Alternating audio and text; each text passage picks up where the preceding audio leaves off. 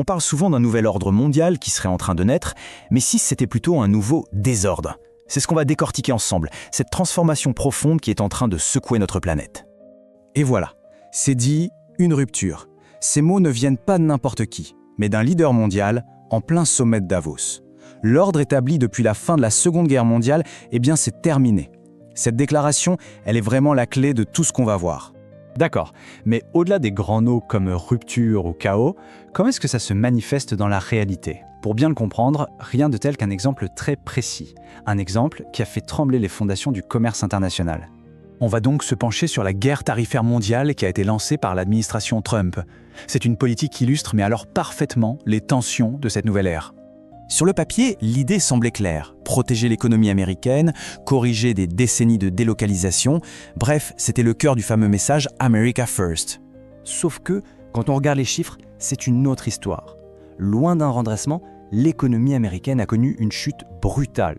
On est passé d'une croissance robuste de 4,4% à un quasi-arrêt à peine 0,4% en l'espace d'un seul trimestre. Et le déficit commercial dans tout ça, celui qu'il fallait absolument réduire, eh bien, il a littéralement explosé. Il a atteint un chiffre record de 1,200 milliards de dollars en 2025. On est donc aux antipodes de l'objectif qui était affiché.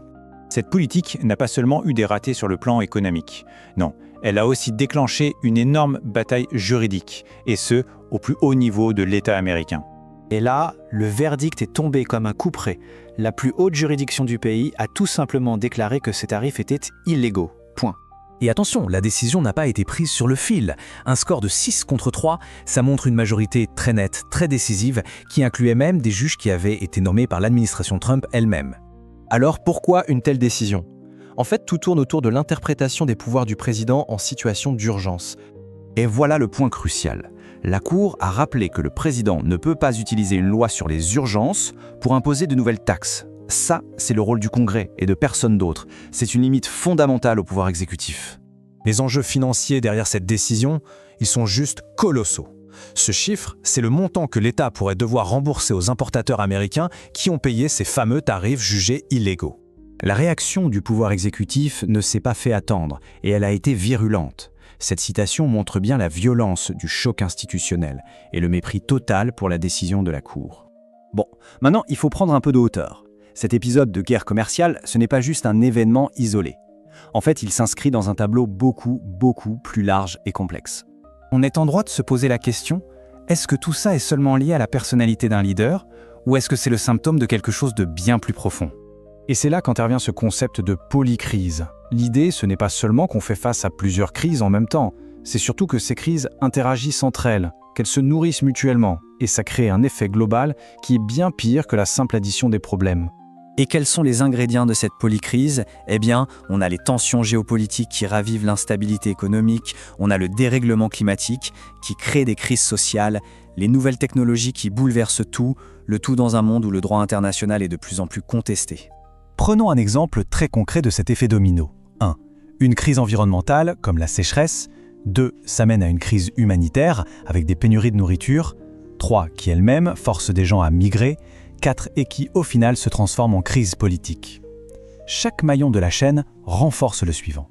D'ailleurs, ce n'est pas pour rien que cet indicateur symbolique, l'horloge de l'apocalypse, n'a jamais été aussi proche de minuit.